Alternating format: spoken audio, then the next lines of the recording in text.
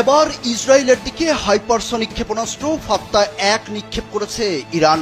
2024 সালের 1 October Iran যখন ইসরায়েলে হামলা চালিয়েছিল তখন তারা বেশ কয়েকটি ফাত্তা-1 ক্ষেপণাস্ত্র ছুড়েছিল। তবে চলমান সংঘাতে ইরান সম্ভবত এই প্রথম ফাত্তা-1 ক্ষেপণাস্ত্র ব্যবহার করল। ইরানের Islamic Revolutionary Guard Corps IRGC Fattah নিক্ষেপের বিষয়টি জানিয়েছে। ব্রিটিশ গণমাধ্যম BBC তাদের এক প্রতিবেদনে বিষয়টি নিশ্চিত করেছে। ইরান এই ক্ষেপণাস্ত্রকে ইসরায়েল বিধ্বংসী বলে উল্লেখ করেছে। এটি উন্মোচনের সময় ইরানের রাজধানী তেহরানে একটি বিশাল ব্যানার টানানো হয়েছিল, যেখানে হিব্রু ভাষায় লেখা ছিল 400 সেকেন্ডে তেল আবিবে।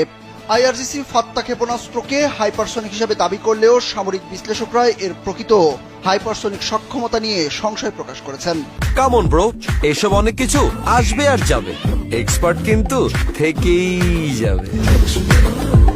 অতি উচ্চগতির হাইপারসনিক ক্ষেপণাস্ত্র অনেক সময় বর্তমান আকাশ